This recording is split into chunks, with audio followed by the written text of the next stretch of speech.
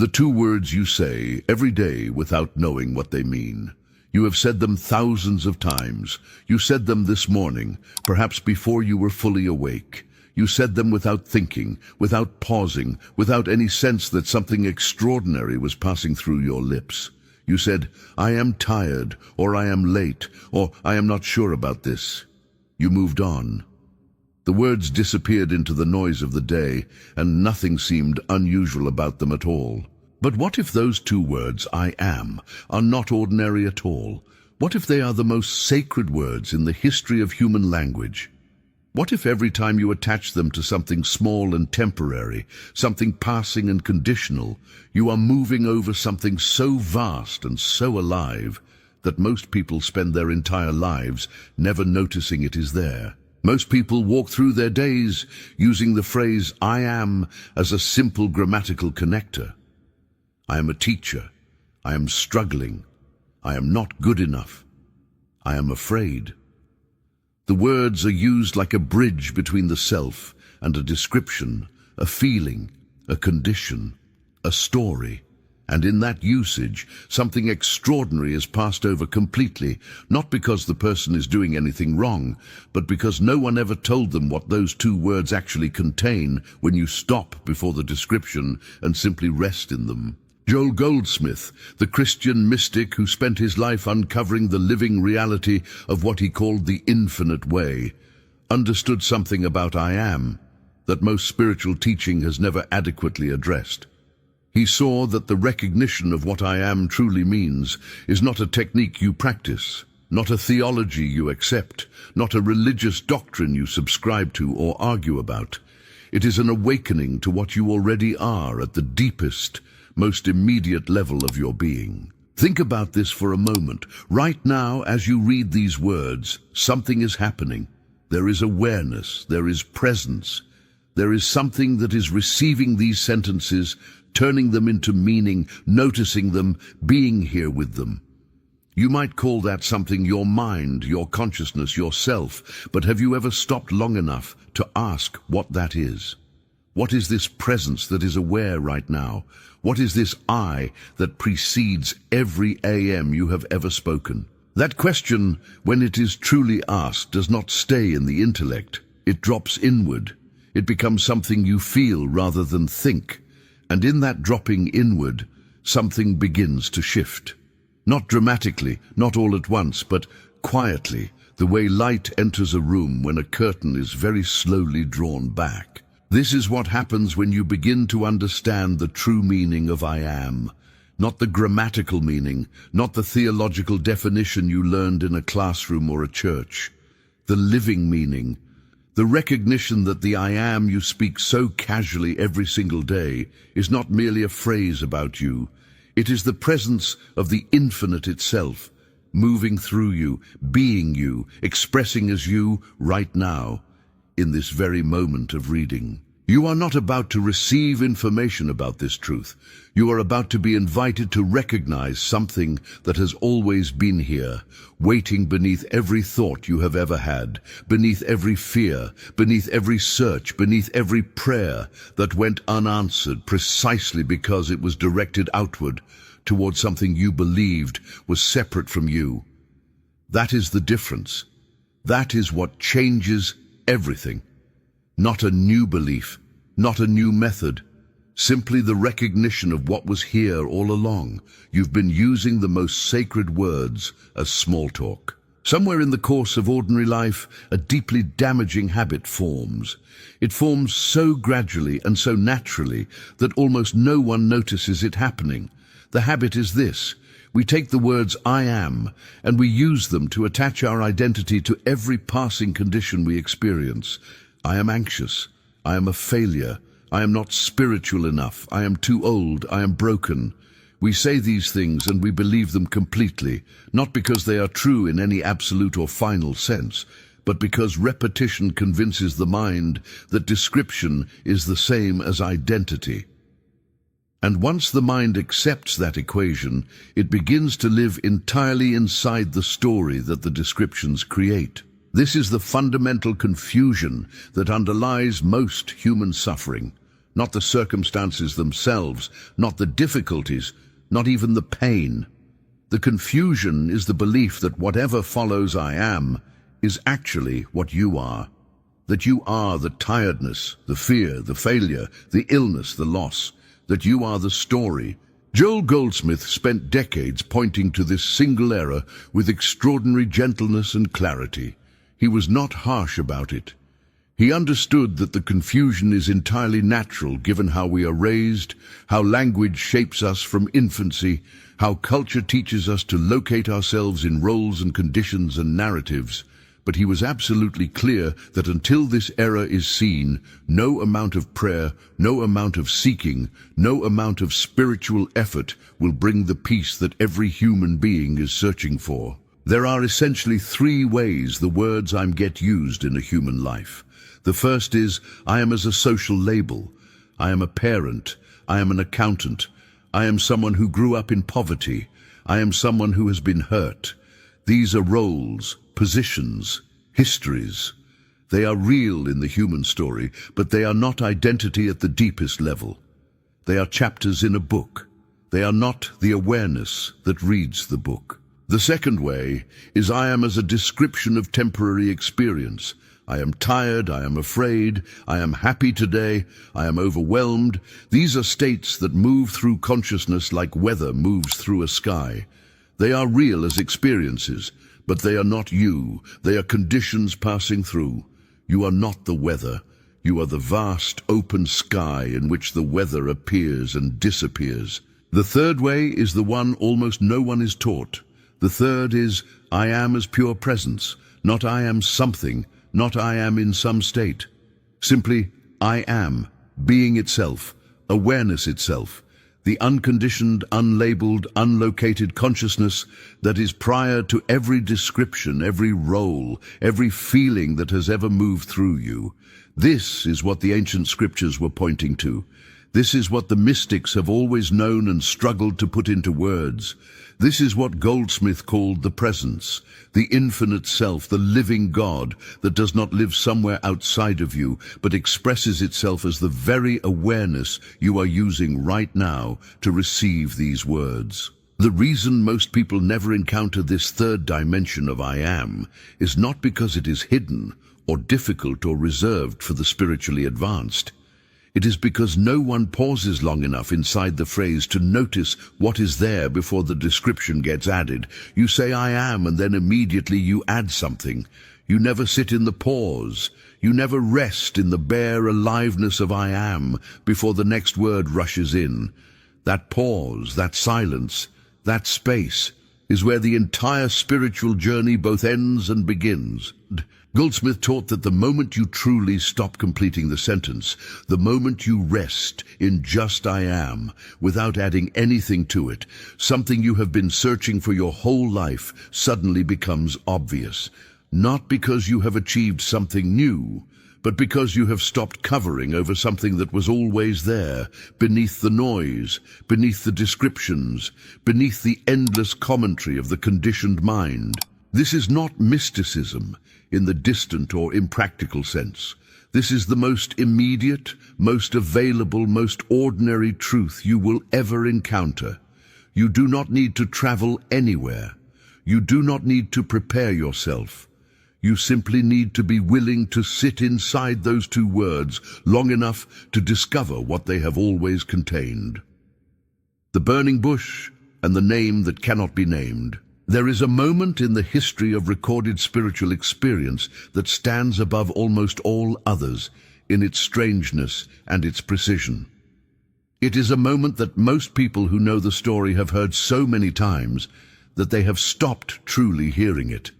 But when you approach it slowly, when you sit with it the way you would sit with a flame that does not burn, something inside it begins to speak with a freshness that is almost startling. Moses was alone in the wilderness. He had left the palace of Egypt and the life he once knew, and he had been living as a shepherd in a foreign land for 40 years. The inner journey had already been long and difficult, and on this particular day he was doing nothing more significant than leading a flock of sheep across ordinary ground. Then he saw it, a bush that was on fire, but was not being consumed by the fire. He turned aside to look more closely, and it was in the turning aside, in the deliberate pause, in the choice to stop and pay attention to something that did not follow the normal rules, that the encounter began. A voice spoke from within the fire, "Take off your sandals, you are standing on holy ground." And Moses covered his face because he was afraid to look. The voice identified itself. It said it was the God of Abraham, the God of Isaac, the God of Jacob, and then it gave Moses a task that seemed entirely impossible. "Go to Pharaoh, lead my people out of Egypt, speak on behalf of all those who are suffering and bring them to freedom." Moses, in his fear and his genuine confusion, asked what seems at first like a very practical question. He said, "When I go to the people and tell them the God of their ancestors sent me, and they ask me, 'What is this God's name?' what shall I say to them?" It sounds like a question about logistics, but it is actually one of the most profound questions any human being has ever asked. What is the name of the ultimate reality? How do I describe the indescribable? How do I put words around what has no edges? And the answer that came back has been sitting at the center of mystical thought for thousands of years. The answer was not a personal name. It was not a title. It was not a description of characteristics or powers. The answer was, "I am that I am. Tell them I am has sent you." In the original Hebrew, the name given was YHWH, a form of the verb to be, not a being, not a supreme being, simply being itself, the ground of existence. The self-existing, self-defining, self-sustaining presence that is not dependent on anything outside of itself for its existence. I am that I am means, I exist because I exist. I am not defined by anything other than the pure act of being. This is not a distant theological concept. This is a revelation about the nature of consciousness at its most fundamental level. When the infinite addresses itself through Moses in that moment, it does not say, "I am powerful," or "I am holy," or "I am the ruler of the universe." It says simply, "I am." And in that simplicity is everything. Goldsmith read this passage not as ancient history, but as a living instruction. He saw that what spoke to Moses from within the fire is the same presence that exists within every human being as the basis of their awareness. Not a foreign god descending from above, not a deity separate from the creature he addresses, but the very I am that lives as the core of consciousness in every being who has ever walked the earth. This is why, when Jesus was challenged by religious leaders who questioned his authority, his answer was startling to them. He did not say, "I have been sent from God," or "I speak the words of God," or "I follow the way of God." He said, "Before Abraham was, I am. Not I was, I am." Present tense, eternal present. The same name, the same presence. The same declaration of pure being that spoke from the burning bush, now being claimed as the living identity of a man standing in conversation with people who wanted to stone him for saying it. What was Jesus claiming? He was claiming what Goldsmith believed every awakened consciousness eventually recognizes, that the I am, which is the ground of all existence, is not only the name of God, but the nature of the awareness within which every human being lives and breathes and thinks. The burning bush does not burn out because it is not consuming fuel from the outside. It burns from within, endlessly, without diminishment. That is the image of the life of I am in you. When you sit with those two words in genuine stillness, even for 30 seconds, you are sitting with the same presence Moses stood before in the wilderness. Not because you are doing something religious, because you are doing something real. I am is not your name. It is your nature. There is a question that seems simple, but contains within it the seed of the entire spiritual journey. The question is this: what are you before you add anything to I am? Not who are you? Not what is your role or your story or your set of experiences, but what are you in the bare, unadorned moment before description arrives? before the labels come, before the feelings name themselves, before the mind begins its commentary. What is the thing that is present in that fraction of a second before I am becomes I am something? Most people have never sat with that question. Most people have never needed to, because the mind is extraordinarily efficient at filling the pause. The moment awareness opens, the moment something like pure being flickers into presence, the mind immediately covers it over with content, a thought, a memory, a concern, a plan, something to be, something to do, something to worry about. The covering happens so fast and so automatically that the space it covers never gets noticed. Goldsmith named what is in that space before the covering. He called it the presence. He called it the I am of God. He called it the living spirit that is the true identity of every person, not as a theological claim, but as a lived reality that can be recognized, practiced, and gradually lived from, more and more consistently over time. To understand this more clearly, it helps to be precise about what Goldsmith was and was not saying. He was not saying that your personality does not exist. He was not saying that your history is irrelevant or that your emotions are illusions to be dismissed. He was not teaching a kind of spiritual bypassing in which the human experience is treated as a mistake to be erased. He was pointing to something far more subtle and far more practical than that. He was pointing to the difference between what you are and what you have. You have a body, you have a mind, you have a history, a set of relationships, a collection of experiences that have shaped the way you see the world. You have fears and hopes and beliefs that were formed long before you had the capacity to examine them. All of this is real. All of this belongs to the human life you are living, but none of it is you in the deepest sense. None of it is the I am that is aware of all of it. Think of it this way. A river has a surface and a depth. On the surface, the water moves constantly. It ripples, it churns, it responds to wind and obstacle and the variations of the ground beneath it. If you only ever look at the surface, you might conclude that movement and turbulence are the defining nature of the river. But beneath the surface, in the deep center of the flow, there is a different quality of movement entirely. It is steady. It is undisturbed by what happens on the surface. It carries everything without being defined by anything it carries. The I am within you is the depth of the river. The thoughts, the feelings, the stories, the roles, all of that is the surface. The depth has always been there. It has never been absent. It has never been damaged by what moves through it. It has never needed to be fixed or improved or spiritually upgraded. It is already whole. Goldsmith wrote that the great tragedy of human spiritual life is not that people fail to find God. It is that they keep looking for God on the surface while the depth they are seeking is exactly what they are looking from. You are looking for what is doing the looking.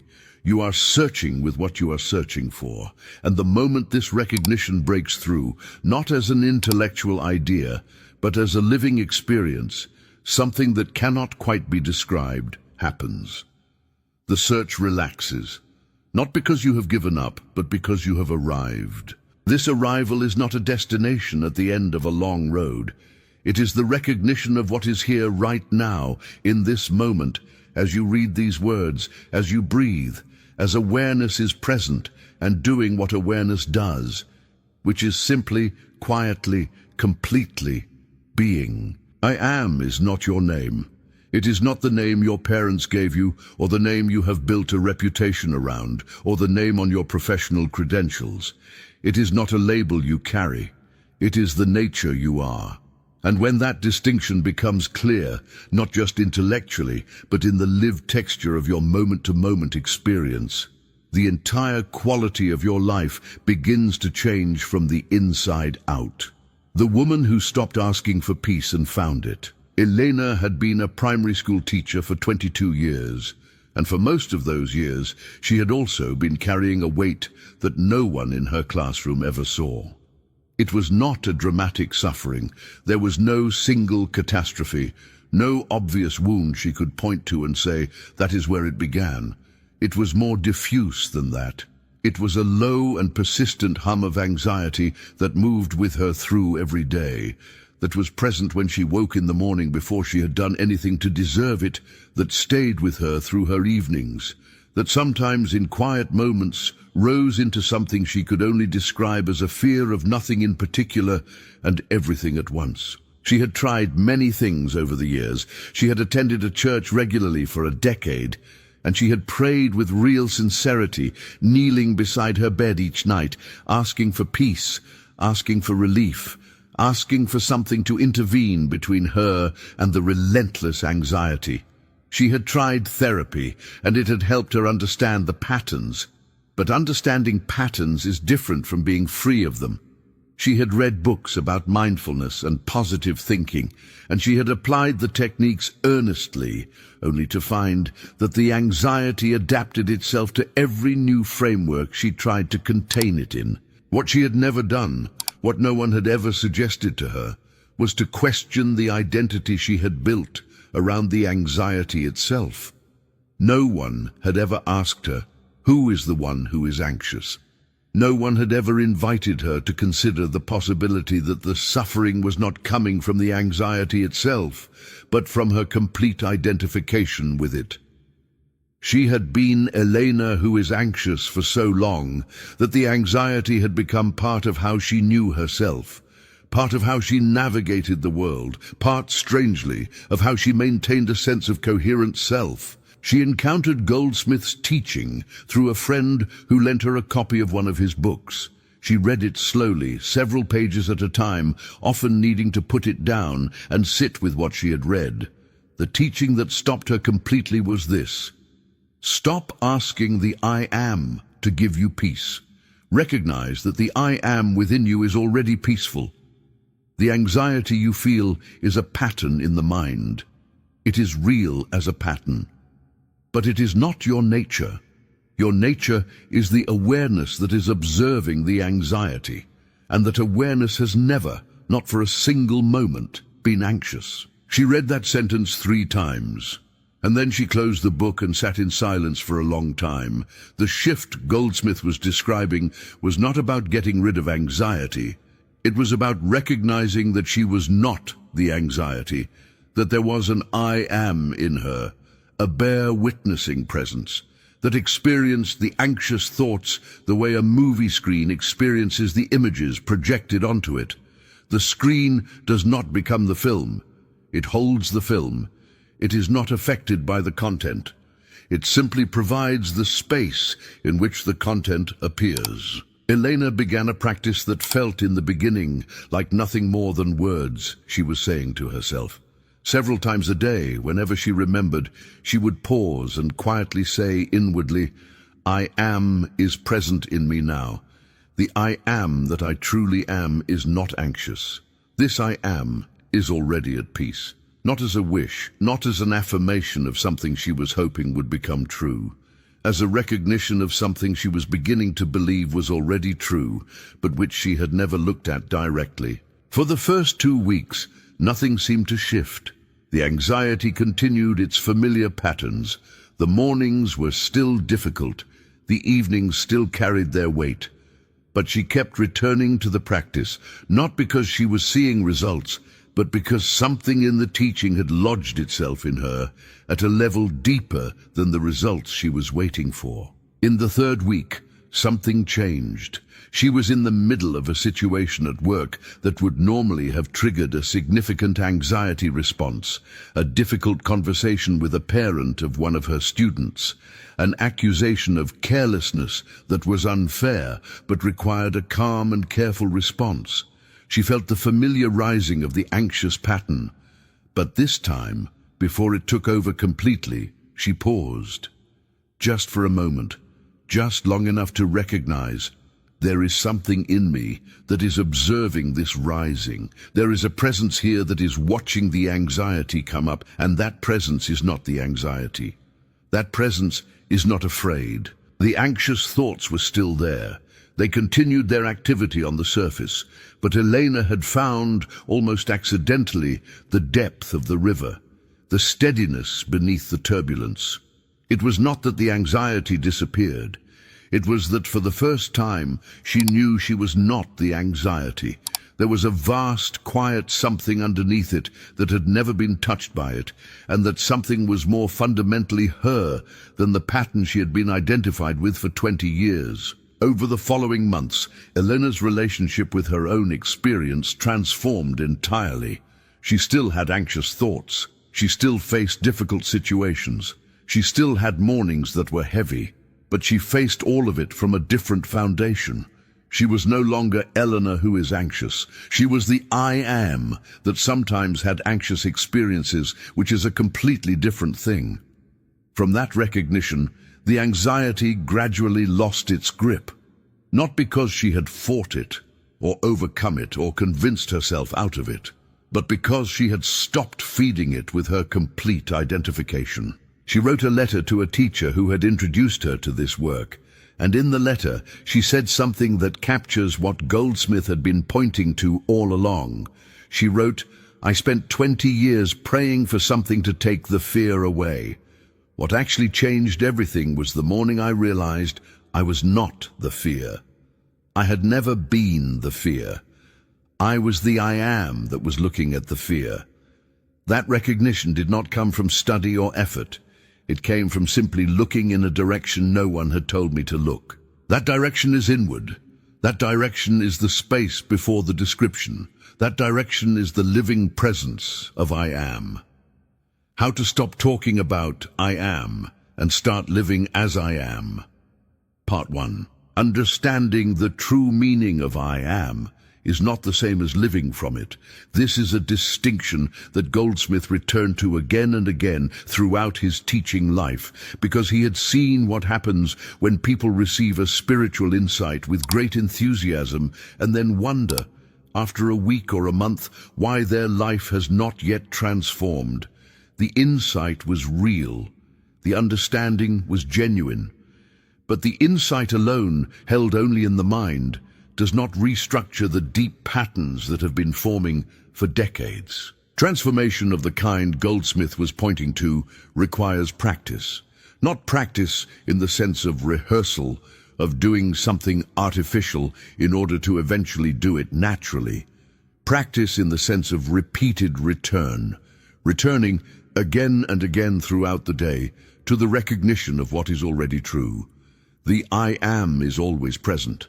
The practice is simply turning toward it, again and again, until the turning becomes easier, more natural, less deliberate. The first practice Goldsmith taught is the simplest and in many ways the most radical. It can be done anywhere, at any time, in any circumstance. It requires no special posture, no candles, no rituals, no particular environment. It requires only 10 seconds of willingness. The practice is this: several times throughout the day, whenever you remember, pause completely. Stop whatever you are doing mentally and inwardly, without effort, without visualization, without trying to feel anything special. Simply rest in the bare phrase, I am. Not I am peaceful, not I am divine, not I am connected to God. Simply, I am. 2 words. No completion, no description, just the presence of being, recognized. What happens in that 10 seconds is not dramatic in the beginning. In fact, for most people, it feels like nothing is happening at all. The mind quickly fills the pause with thoughts about what it is doing or what it should be doing next. This is normal. This is expected. Goldsmith was entirely clear that the conditioned mind does not release its grip simply because you have understood something profound. The grip loosens gradually through repetition, through consistent return, through faithful practice over weeks and months rather than days. But something is happening in those 10 seconds, even when it does not feel like it. Every time you pause and rest in I am without completing the phrase, you are, however briefly, living from the depth of the river rather than the surface. You are, however slightly, withdrawing identification from the passing content and resting in the awareness that contains the content. Over time, and Goldsmith was very specific about this, the effect accumulates. The pauses begin to carry a quality of stillness that is unmistakably different from ordinary mental activity. The recognition deepens. The foundation strengthens. The second practice is what Goldsmith called releasing personal sense. This is slightly more sophisticated than the first, but it grows naturally from it. The practice is engaged whenever you notice that you have attached "I am" to a limiting or painful description. I am worried about this. I am not capable of handling that. I am not worthy of something good. When you notice this happening, rather than arguing with the thought or trying to replace it with a more positive thought, you do something more fundamental. You pause and ask inwardly and quietly, who is aware of this thought? Who is witnessing this worry? What is the consciousness in which this "I am" statement is appearing? This question does not need an intellectual answer. It is not meant to generate a philosophical discussion inside your head. It is meant to redirect attention from the surface content to the witnessing presence beneath it. In the moment of that redirection, even briefly, you are no longer completely identified with the worried thought. There is a small but significant gap. In that gap is the beginning of freedom. How to stop talking about "I am" and start living as I am. Part 2. The third practice Goldsmith described with remarkable consistency throughout his work is what might be called resting in the eternal present of "I am." This practice is directed at one of the primary sources of human suffering, which is the habit of the mind to live primarily in either the past or the future, while almost entirely missing the present moment where life is actually occurring. The "I am" does not exist in memory or in anticipation. It cannot be found in a recollection of who you used to be, or in a projection of who you hope to become. It exists only in the alive, immediate, unconditioned present. Right now, this moment. The awareness that is present as you receive these words is not a memory, and it is not a hope. It is a living reality happening right now. The practice is simple. When you find yourself dragging the weight of yesterday's regrets through today, or projecting anxiety into tomorrow's uncertainties, pause and bring your attention to the present moment. Not by forcing the mind to be still, which rarely works and often increases agitation, but by noticing what is here, right now, in this moment. Notice the breath. Notice the room. Notice that something is aware, and recognize that the consciousness which is aware of this moment is the same consciousness the ancient texts called "I am," timeless, present, neither burdened by the past nor anxious about the future. Goldsmith taught that all our suffering lives in mental time. The actual present moment, when you touch it directly, is always surprisingly clean. The "I am" is at home only in the now. When you bring your attention here, you are, in the most literal sense, returning to your true nature. The fourth practice is what Goldsmith called non-reaction from spiritual consciousness. This practice is engaged when something in the outer world disturbs you, when you are criticized, when something frightening appears, when circumstances shift in ways that feel threatening or destabilizing. The habitual response is to react immediately from the level of the personal self, the ego, the character in the story. This is natural and understandable. But there is another possibility. When disturbance arises, pause before reacting, just a breath, just a moment, and inwardly recognize the "I am" within me is not disturbed by this. My true consciousness is steady beneath whatever is happening on the surface. This does not mean you become passive or indifferent. It does not mean you fail to act appropriately in situations that require action. It means that when you do act, you act from a deeper place than fear or anger or panic. You act from the wisdom of the "I am," which meets every situation with the fullness of what it is, not with the limitation of what the frightened ego believes itself to be. These four practices, returning to bare I am throughout the day, releasing personal sense through witnessing, resting in the eternal present, and responding from spiritual consciousness rather than personal reaction, do not need to be performed as a set routine. They are not a program. They are invitations, invitations to turn toward the reality of your own being at any moment in which you remember to do so. And Goldsmith's promise, based not on theory, but on decades of lived experience with thousands of students, was this: if you accept these invitations consistently over weeks and months, the recognition of I am will gradually become not a practice you return to, but the foundation you live from. And from that foundation, everything changes. The man who found infinite wisdom in the middle of ruin. Marcus had built his architecture firm over 14 years with the kind of dedication that leaves very little room for anything else.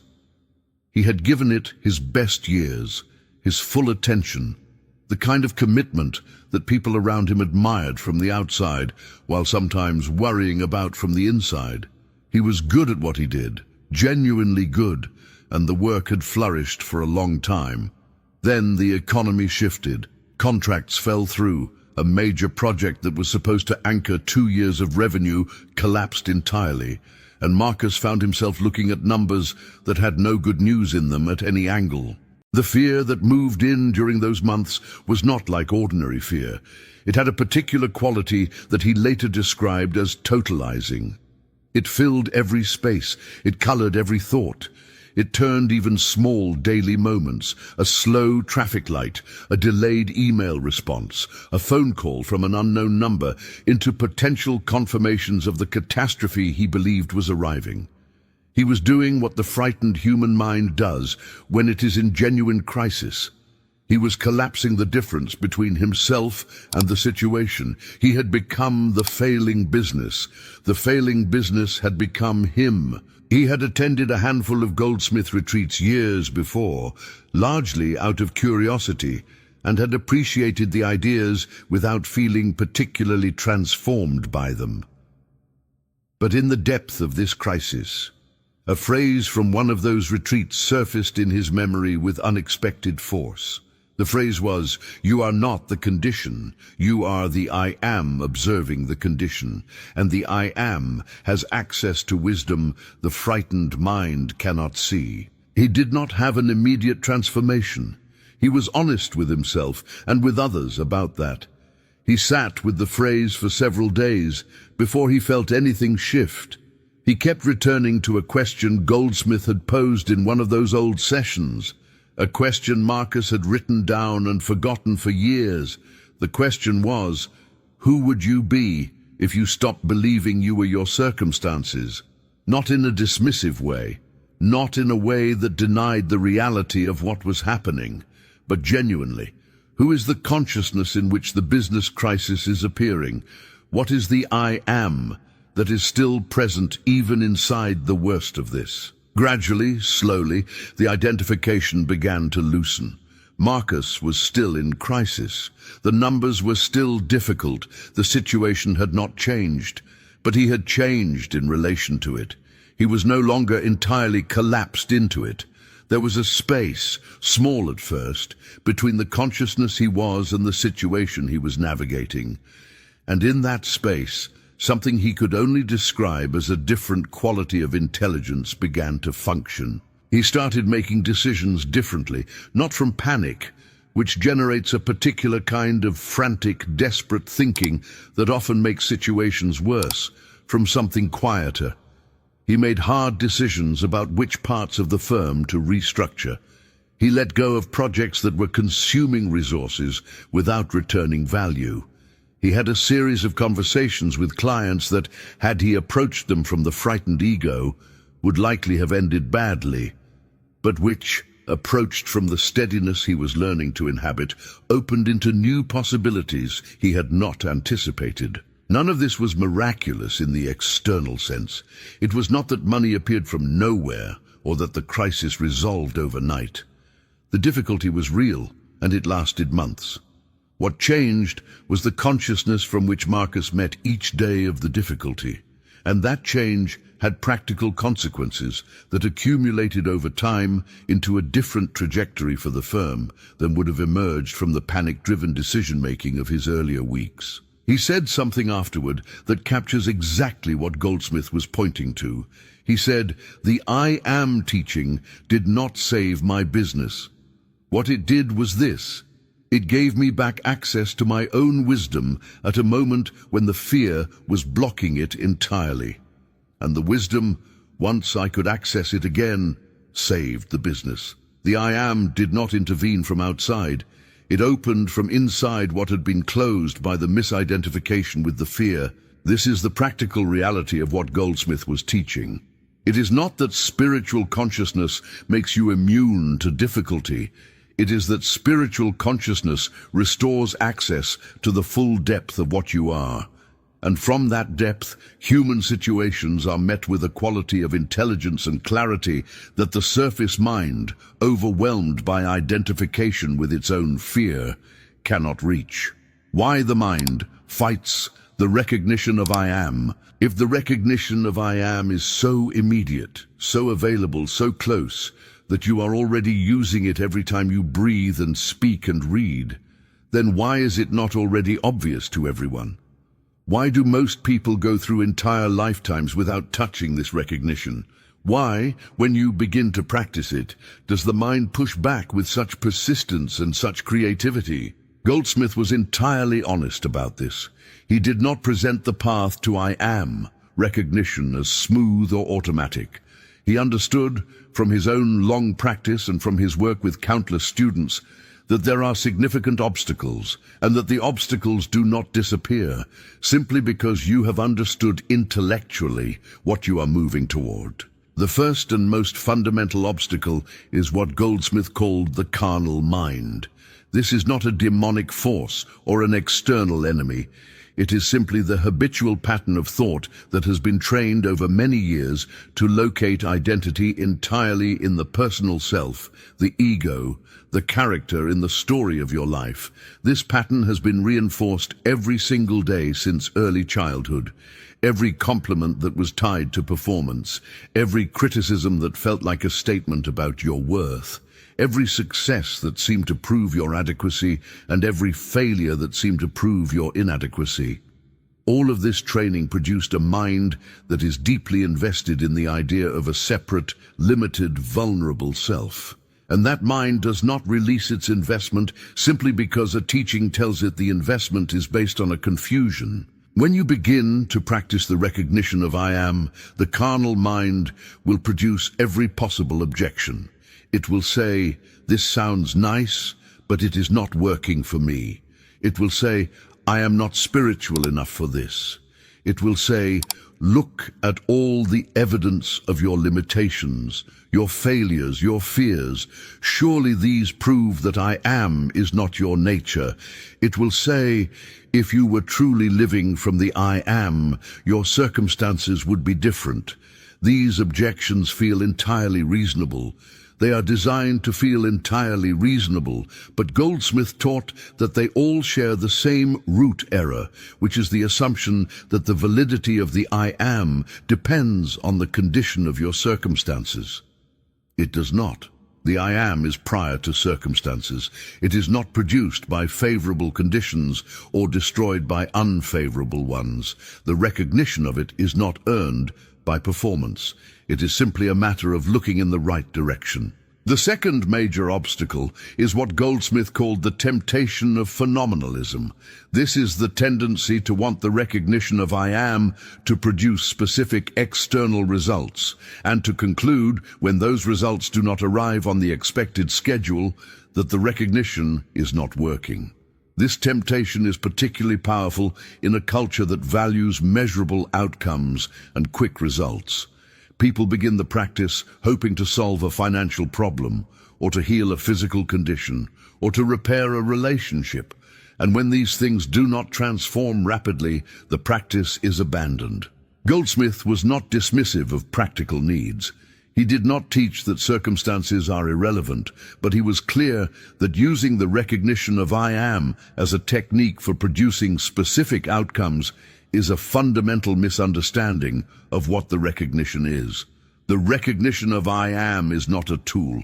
It is not a method for getting what you want. It is the discovery of what you are. And what you are is already whole, already complete, already the fullness of the presence that created and sustains all things. When you truly rest in that recognition, practical needs do tend to be met in ways that are often surprising and elegant. But they are met as an overflow of wholeness, not as the result of spiritual manipulation. The third obstacle is the one that is rarely discussed, but that Goldsmith understood deeply from his own journey. It is the experience of spiritual isolation that can arise when you begin to live from a different level of consciousness than the people around you. When you stop seeking God outside yourself and start recognizing the I am within, you may find that this places you in a different relationship to how the people in your life relate to their spiritual experience. They may still be praying to an external deity for intervention. They may still be defining themselves entirely by their conditions and circumstances. They may find your new orientation confusing or even threatening to their own framework. Goldsmith's counsel on this was consistent and gentle. You are not here to convert anyone. You are not here to argue for this teaching or to explain it to those who have not asked. Your only work is to live quietly from the recognition you have found. Let the transformation of your own consciousness be your only testimony, and trust that the I am living as your consciousness is also living as the consciousness of every person you encounter, whether they recognize it or not. You are not separate from them in the deepest sense. You are, in that sense, practicing on behalf of all. She didn't pray for healing. She recognized what was never broken. Miriam was 38 years old when she received the diagnosis that would redefine the shape of her daily life. It was a chronic condition, manageable but not curable, the kind of illness that does not kill you, but requires you to renegotiate your relationship with your own body on an ongoing basis. She continued with her medical treatment faithfully. She was not the kind of person who turned to spiritual teaching as a substitute for competent medical care. She was practical and clear-eyed, and she understood that the body needed what the body needed. But what she found in the months after the diagnosis was that the physical experience of the illness was only one layer of the suffering. There was another layer, often more exhausting than the physical symptoms themselves, and that layer was the story she was telling about what the illness meant. The story said she was diminished. The story said she was now less than she had been. The story said that the future she had imagined for herself was no longer available. The story was constant and detailed, and it ran alongside the actual physical experience, like a narrator that would not stop, adding interpretation to every symptom, turning every difficult day into evidence for the conclusion that something fundamental about her had broken. She encountered Goldsmith's teaching through a medical librarian who, noticing that Miriam was spending a great deal of time at the library, researching everything she could find about her condition, quietly left a copy of one of Goldsmith's books on the table beside her. Miriam was not immediately receptive. The language of mystical Christianity was not her natural vocabulary. But something in the text arrested her attention, and she read through the night. The passage that changed the direction of her understanding was this. Goldsmith wrote that the I am within you has never been ill. He did not mean that illness is not real. He did not mean that the body's experience of disease is an illusion to be argued away. He meant something far more precise and far more radical. He meant that the awareness in which the illness appears is not itself ill. The consciousness that is experiencing the physical condition is not the condition. The I am that is present as your awareness right now in this moment has never been damaged by anything your body has ever gone through, because the I am is prior to the body. It is the presence in which the body appears. And that presence is, in its own nature, whole, Miriam began what she called a very unglamorous practice. Every morning, before she assessed how her body was feeling that day, before she ran the mental inventory of symptoms that had become her first act of consciousness upon waking, she would pause and sit with the question, who is aware of this body? Not as a rhetorical question, as a genuine inquiry. Something was here, in the pre-dawn stillness, that was aware. Something was present before the day's assessment began. What was that something? The answer did not come as a voice or a vision. It came as a quality of stillness that she learned slowly to recognize as distinct from the running commentary of the mind. There was a presence beneath the commentary. It was not loud. It was not dramatic.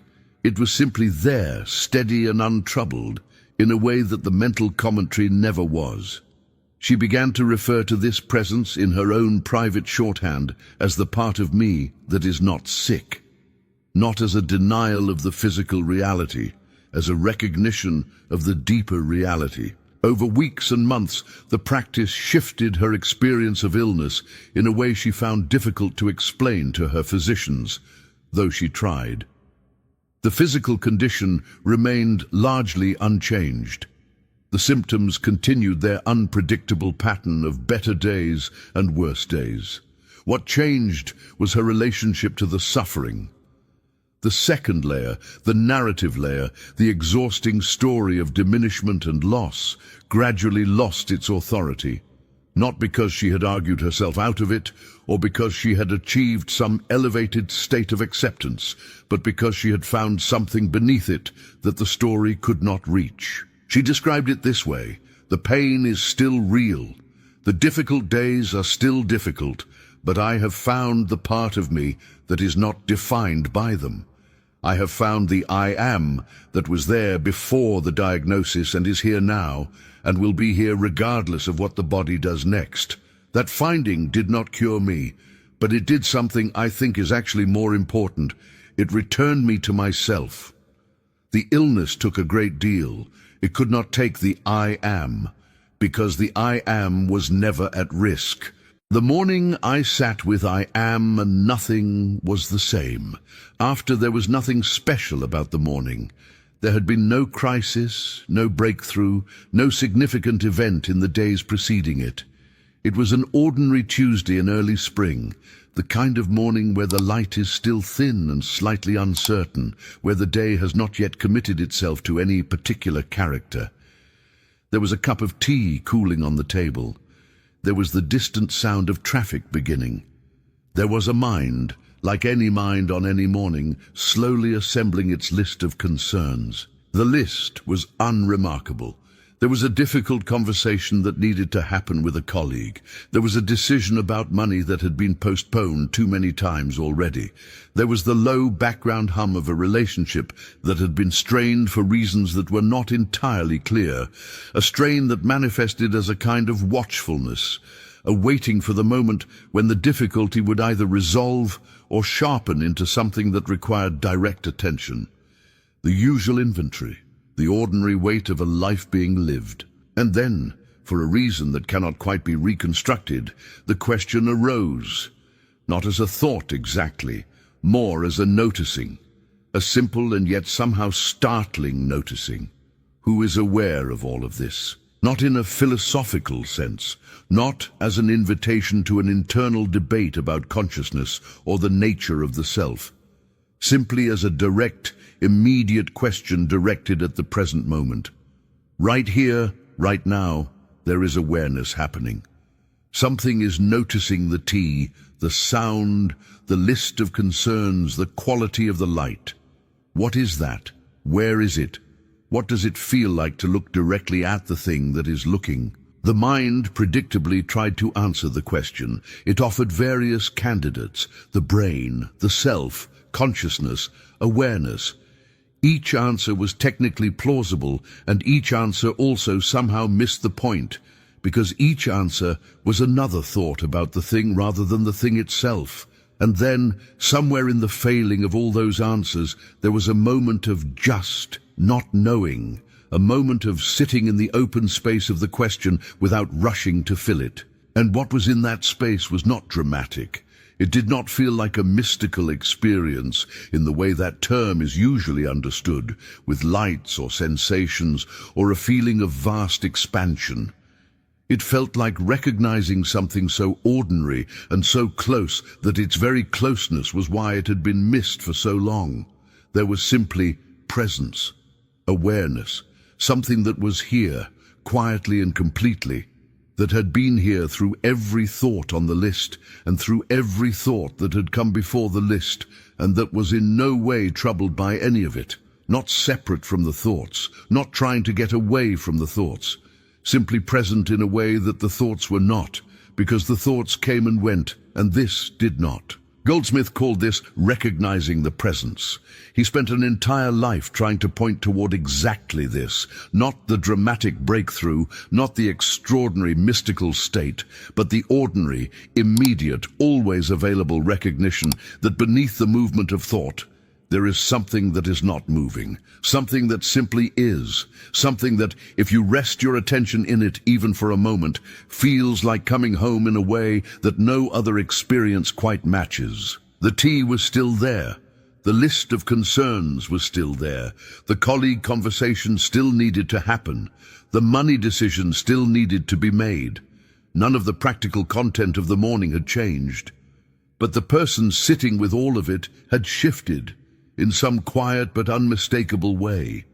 There was a space around everything, a small but real freedom in relation to the concerns that had felt moments before like a weight pressing directly on the self. This, Goldsmith would say, is the practice, not the achieving of some elevated state, not the dramatic resolution of difficulty, the simple, faithful, repeated recognition of the I am that is present in this moment, before the mind adds its descriptions and conclusions and fears. The practice is available on any ordinary Tuesday morning. It is available in the middle of the hardest days. It is available right now as you read these words. If you pause for just a moment and ask, who is the awareness in which these words are appearing? When I am stops being a teaching and becomes your foundation, Part 1. There is a progression in this work that Goldsmith described with great care, because he understood that unrealistic expectations about the pace of transformation are one of the primary reasons people abandon the practice before it has had time to do what it does. The progression is not linear. It is not a staircase with clearly defined steps. It is more like the gradual brightening of a room as the sun rises. You do not see it happening moment to moment, but you look up after a while and realize the room is entirely different from how it was. In the beginning, the recognition of I am is brief and tentative. You pause in the middle of your day. You rest in the bare presence of being for 10 seconds, and then the mind pulls you back into its content, and you are, for the next hour or two, completely identified with the surface again. This is not failure.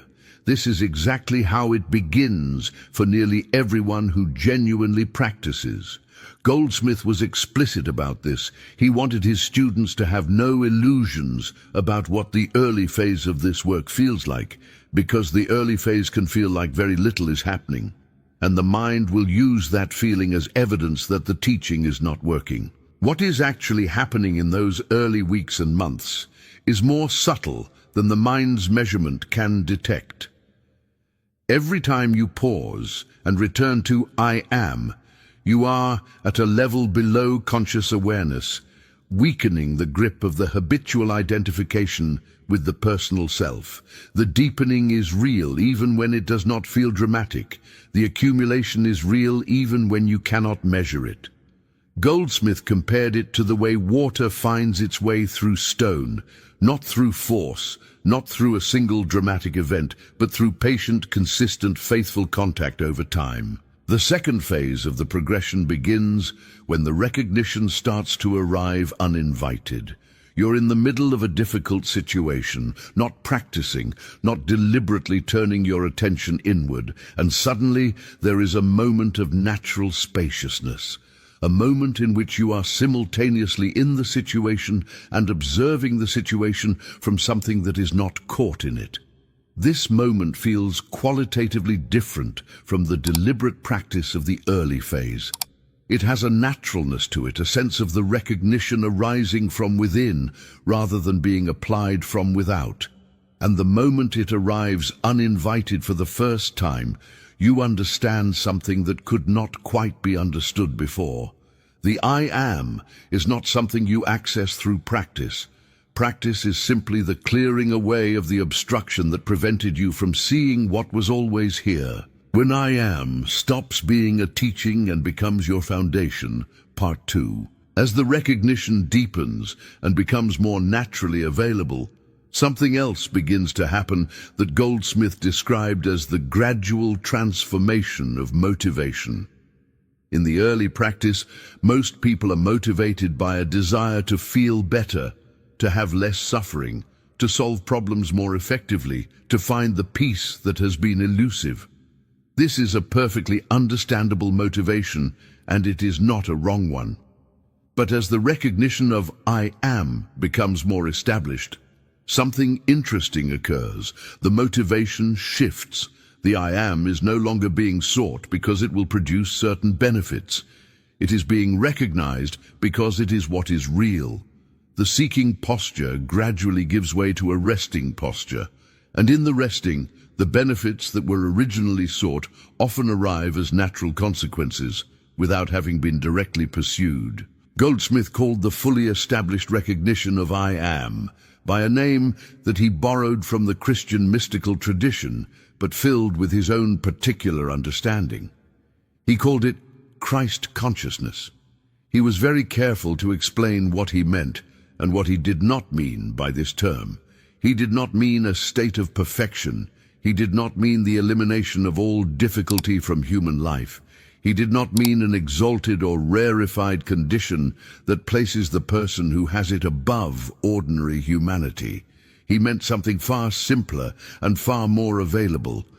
He meant the continuous recognition that the I am is your actual identity, your true nature, the real self that is never separate from the infinite, never diminished by circumstance, never anything other than the whole and complete expression of the presence that named itself, I am that I am, from within a fire that did not burn. This is what Jesus was demonstrating, not a supernatural power that belonged exclusively to him, a consciousness, a recognition of identity, a living from the truth of I am that was so complete, so uncontradicted by doubt or fear, that the natural consequences of that consciousness were what the world called miracles. Goldsmith believed, and based his entire teaching life on this belief, that the same consciousness is available to every human being, that the only difference between the ordinary person and the fully awakened mystic is not goodness, not merit, not preparation, but recognition. The recognition of what was always already true. What does the third phase look like in daily life? You still have a body that gets tired and requires care. You still have a mind that thinks and sometimes worries.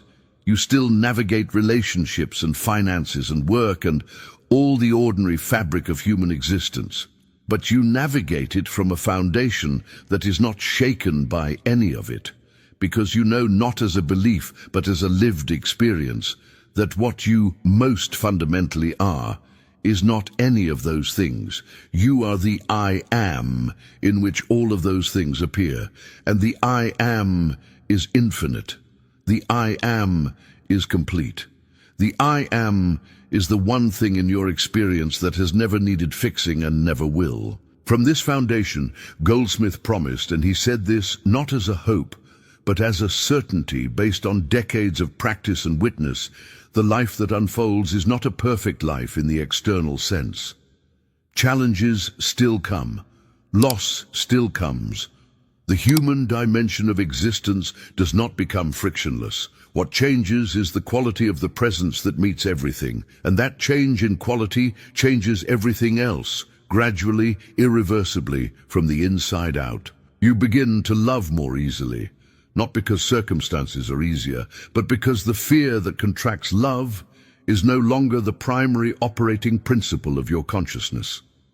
You begin to give more generously, not because you have more in the external sense, but because you have touched the source and know it is inexhaustible. You begin to meet other people with a different quality of attention because you recognize in them the same I am that you are recognizing in yourself, however covered over in their particular life it may currently be. This is what union means, not the merging of separate things, the recognition that the separation was the illusion, and what remains when the illusion clears is not two things that have come together, but the one I am that was always expressing itself through every form that ever appeared to be separate from it. Stop. Be still. I am is already here. You have traveled a long way through these pages. You have moved through history and scripture and the lives of people who found in the middle of very ordinary and very difficult human circumstances a truth that could not be reached by effort, but only by recognition. You have been given practices and perspectives and a framework for understanding what Joel Goldsmith spent his life trying to communicate. And now, at the end of all of it, the invitation is not to remember everything you have read. The invitation is far simpler than that. Put down the reading for a moment. Not permanently, just now, just for the length of a few breaths. Sit in whatever position you are in. Do not adjust anything. Do not prepare. Do not try to achieve a particular state. Simply be here. Notice that something is present, not something you are producing. Simply present. The awareness that is in this room, in this moment, reading this sentence. It was here before you started reading today. It will be here after you put this down. It is not generated by the content of your thoughts. It simply is. That is, I am. Not the phrase, not the concept. The living reality that the phrase is pointing toward. The presence that was present before you learned any words for it. The awareness that has never once been absent from your experience, not through your best days and not through your worst. The one constant in a life full of constant change. Goldsmith said that the whole of his teaching could be given in a single instruction. Know that I am. Not know about I am. Know it directly. In the same way that you know, without any argument or evidence required, that you are present, that you are here, that something is aware. That knowing, that immediate self-evident certainty of being, is the doorway into everything his teaching was pointing toward. You do not need to earn this. You do not need to become worthy of it.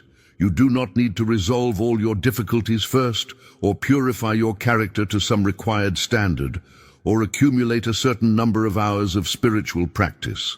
The I am is not waiting at the end of a road you have not yet traveled. It is the ground you are already standing on. It has always been the ground you are standing on. The practice, the recognition, the whole of what this teaching offers is simply the turning of your attention toward a truth that has been quietly present beneath every experience of your entire life. If something in these words has stirred in you, not in your mind, but beneath it, not as an interesting idea, but as a living recognition, then you have already touched what I am truly means. You do not need to call it anything. You do not need to explain it to anyone. Simply carry it with you. Return to it throughout your day. Let it be the ground from which you meet whatever arrives. Like this content, if it has opened something in you, and pass it to someone who is searching, because the person who is most tired of searching is often the person who is most ready to recognize what has been here all along. Subscribe to continue this journey inward, where every step brings you not to something new, but to something more fully recognized. And in the comments below, write simply, I am. Not as a statement about yourself, not as a claim or a declaration or a performance, as a recognition, as the quietest, most honest, most complete response a human being can offer to the question of what they are. I am. Nothing added, nothing taken away. Already whole, already here, already home.